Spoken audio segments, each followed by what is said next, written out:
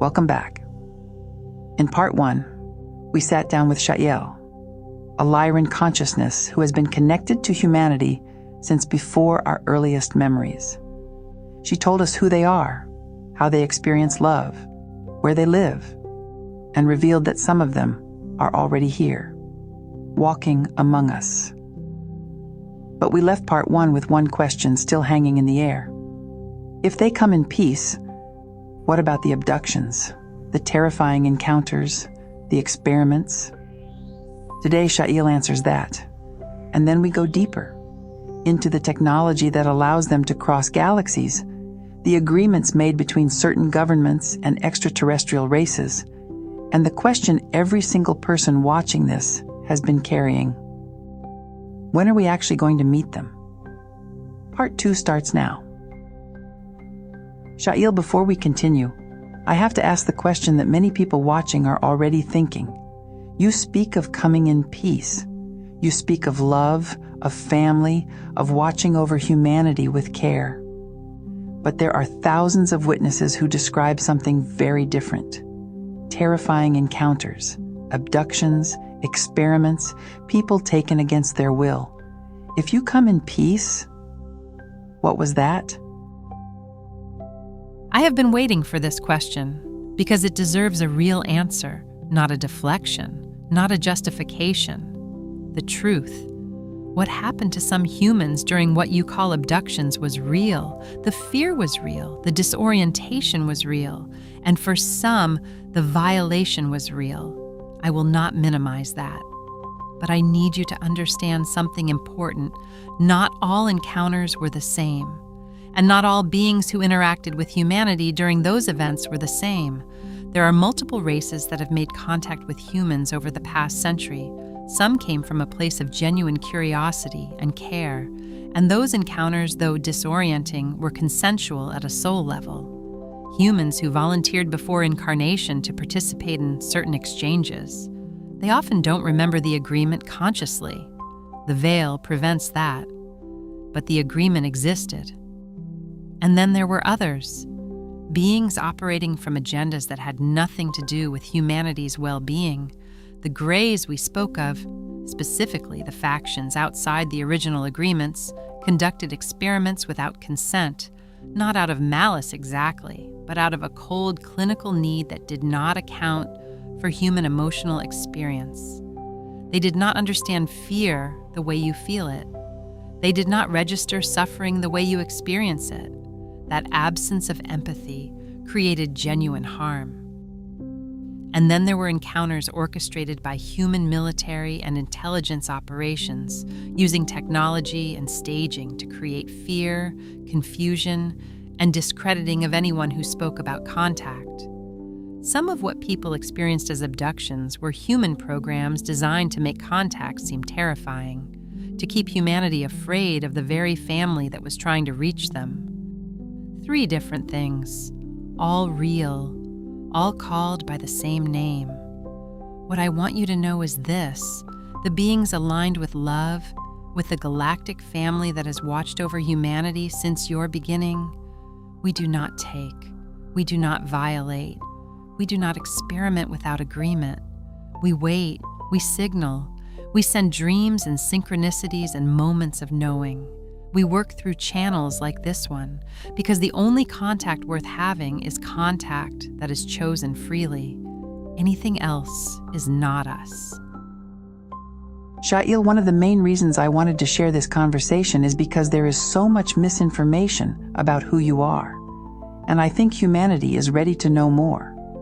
Can you help us understand the different groups of interdimensionals that have been interacting with humans?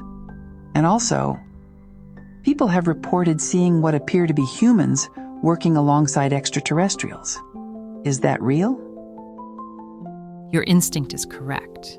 Misinformation has been one of the most effective tools used to keep humanity afraid of its own family. So, let me offer some clarity.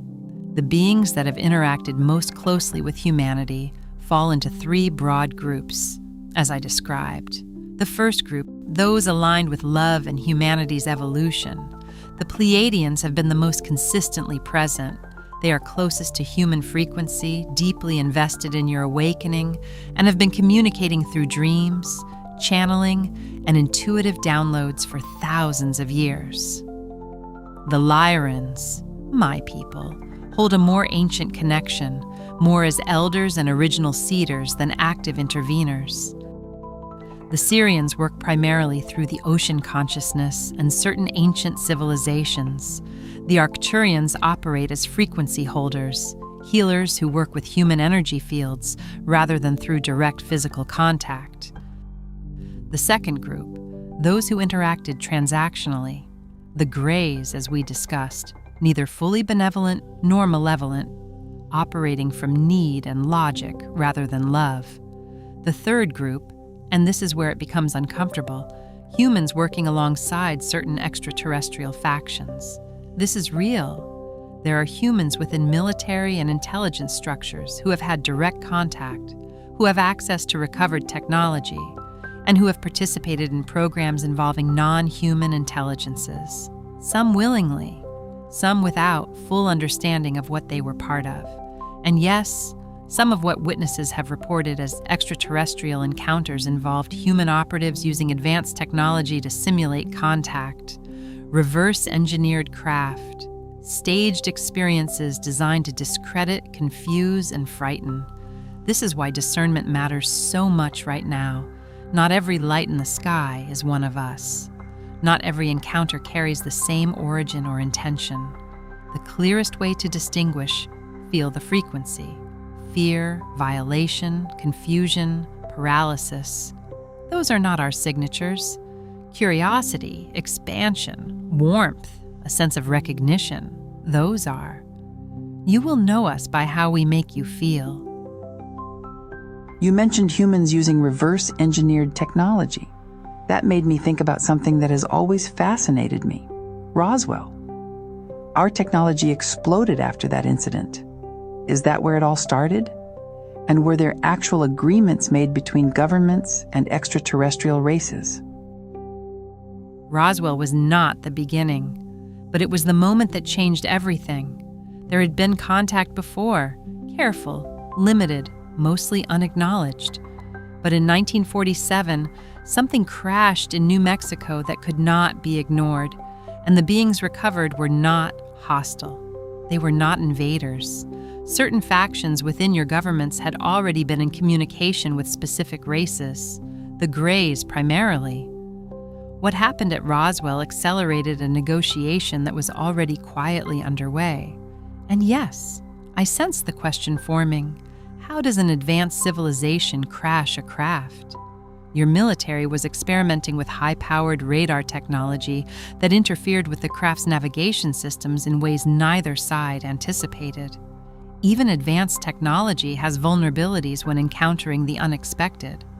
The beings aboard understood the risks. Some accepted them knowingly. Their contribution, though it came at great cost, changed the trajectory of your civilization. The agreements that followed were real. Technology was exchanged: propulsion concepts, materials, computing foundations that your scientists then worked to reverse engineer and integrate. In exchange, certain governments agreed to silence, to deny, to actively discourage public contact and disclosure. It was not a benevolent agreement. It served some humans in power enormously, and it kept humanity in the dark about its own family for decades. Antarctica belongs in this conversation because it is one of the locations where some of those agreements were implemented. Infrastructure exists there, not only ancient as we discussed earlier, but more recent, built under the cover of scientific research, kept restricted not to protect the environment, but to protect what certain groups do not want discovered. The technology that came from these exchanges is real. You use derivatives of it every day without knowing. But here is what matters most. The technology that will truly transform humanity is not the kind that can be negotiated in secret rooms. It is consciousness-based, frequency-based, and it cannot be owned, weaponized, or controlled. That technology is already inside you. It always has been, and no treaty can keep it from emerging. When you say that the most transformative technology already exists inside us, can you explain what you mean by that? The most transformative technology in the universe is not built in laboratories. It does not require metals or circuits or fuel. It is consciousness itself, the ability to direct intention, to manipulate frequency, to create and dissolve matter through focused awareness. Your ancient civilizations knew this.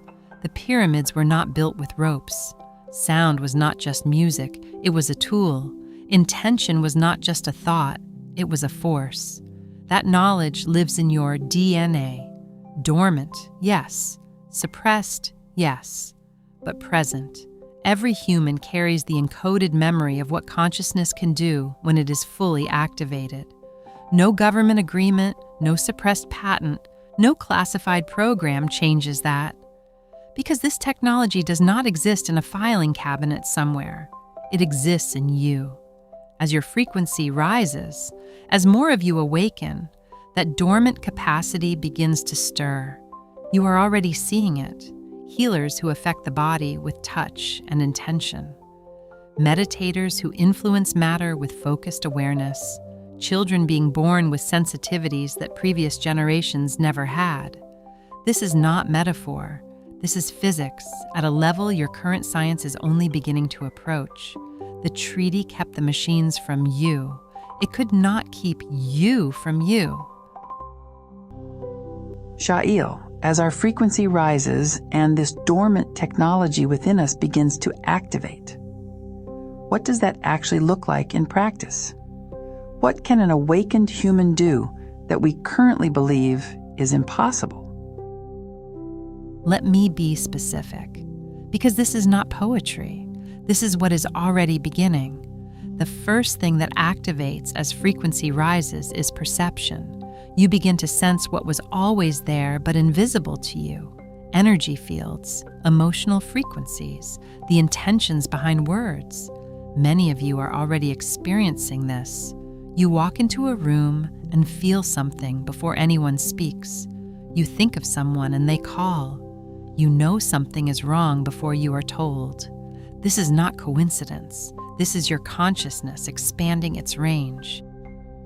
The second is the body itself. As the crystalline restructuring advances, the process by which your body's cellular composition gradually shifts from carbon-based density to a higher frequency expression, the human body becomes capable of things your current medicine considers impossible. Accelerated healing, the ability to influence your own biology through conscious intention. Conditions that were considered permanent beginning to shift. You are already seeing this in people who have done deep consciousness work. Their relationship with illness, aging, and physical limitation changes fundamentally. The third is what you might call manifestation. But I want to use more precise language. It is the ability to collapse probability, to influence which timeline you step into through the coherence of your intention and frequency. The more awakened a human becomes, the less random their life appears.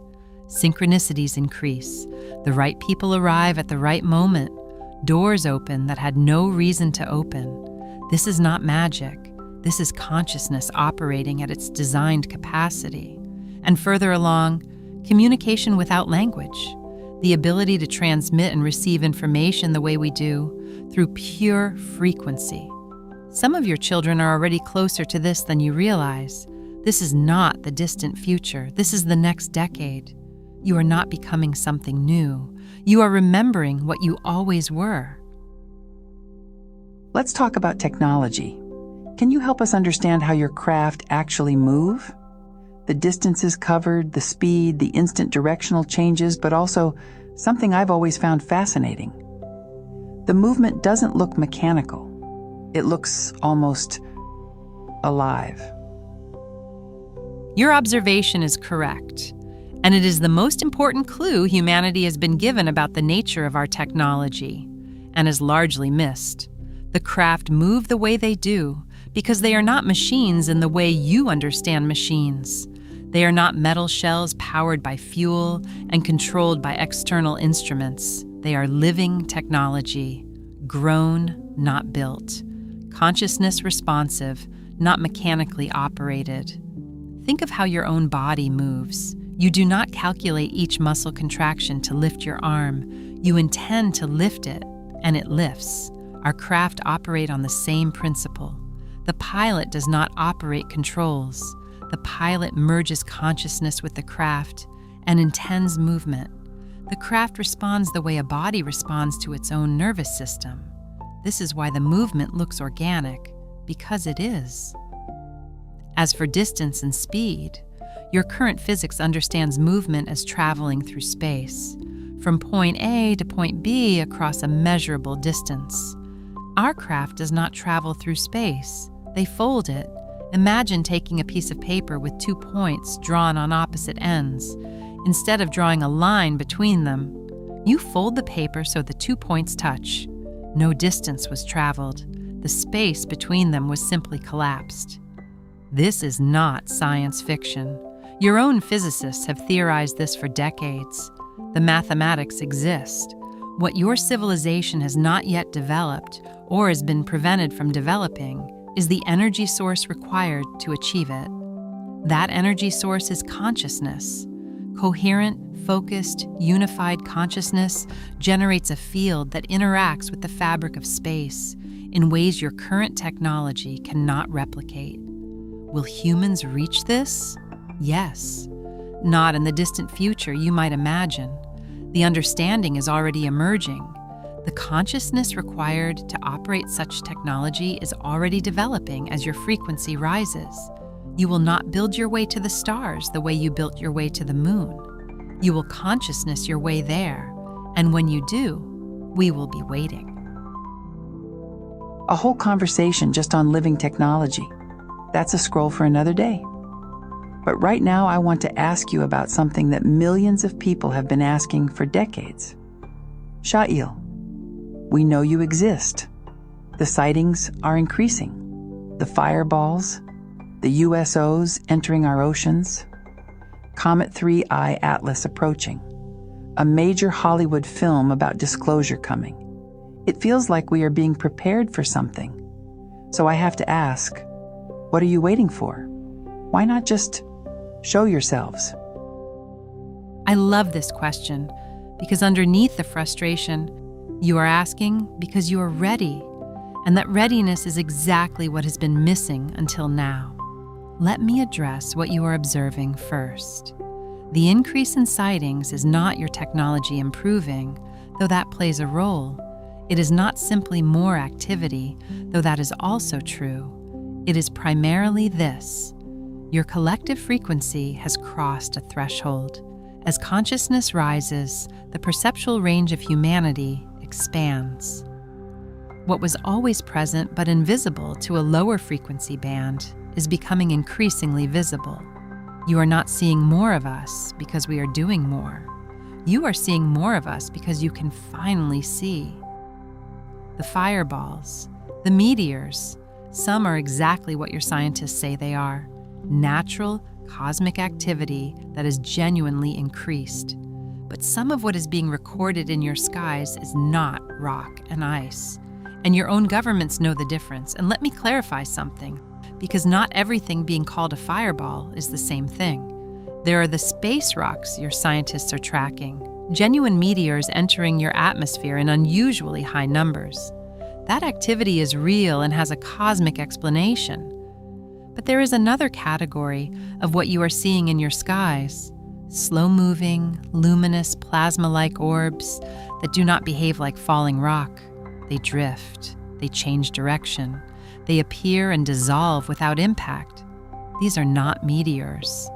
Here's something worth understanding clearly. What you are seeing is not always the craft itself. Many times you are seeing the atmospheric reaction, the byproduct of a consciousness-generated field moving through your dense atmosphere. Think of it the way a boat leaves a wake in water. You don't see the engine, you see what the water does when something moves through it. The orb, the light, the plasma quality. That is your atmosphere responding to a frequency it wasn't designed to contain. These are consciousness-generated fields, craft operating at a frequency that interacts with your atmosphere and produces light as a byproduct. They are not hiding. They are simply existing at a vibration that your cameras are only now sensitive enough to capture.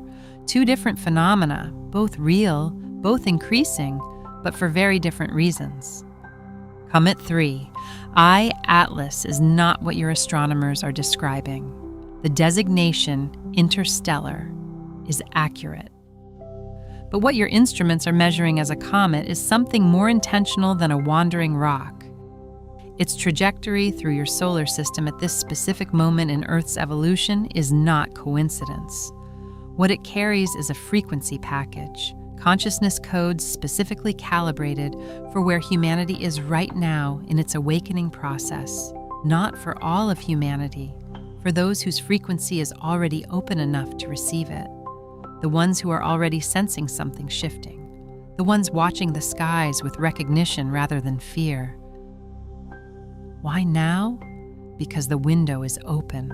The collective frequency has crossed a threshold that makes the transmission receivable. The same code sent a century ago would have found no resonance. Today, they land.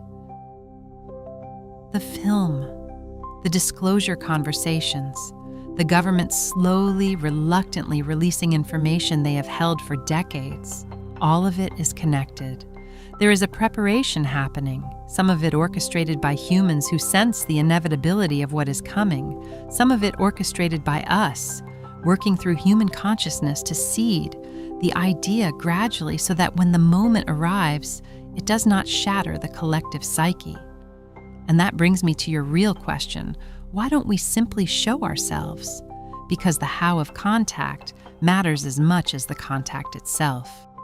A sudden, undeniable, global appearance of our craft, while a significant portion of humanity still operates from fear, from religious frameworks that would interpret our presence as threat or deception, from trauma that makes the unknown feel dangerous. That would not be liberation, it would be chaos. We are not waiting for permission from your governments. We are waiting for a critical mass of human consciousness to be ready to receive contact without fear. Not everyone, not even most, but enough. That threshold is closer than it has ever been. The question is not when we will show ourselves. The question is, are you ready to see us? Sha'iel, you mentioned that some of your people live on Earth, that you helped seed humanity, and that you've been watching over us for millennia. If you've been here all along, why the separation? Why not just live alongside us openly? And is that what's coming? All of us finally sharing this planet together the way it was perhaps originally intended? The separation was never our choice alone. When humanity was young, full open presence would have overwhelmed a consciousness still learning to hold its own frequency. A child learning to walk does not need a giant standing beside them at every step. It needs space to fall, to rise, to discover its own strength. We withdrew not out of abandonment, but out of respect for the process. And there was another layer. Those who sought to control humanity understood that our open presence would accelerate your remembering. So systems were built, frequency grids, veils, programs of fear around the very idea of us, specifically to make our presence feel threatening rather than familiar. What was once family became, in the human collective memory, something to fear. That inversion was deliberate, and it worked for a long time.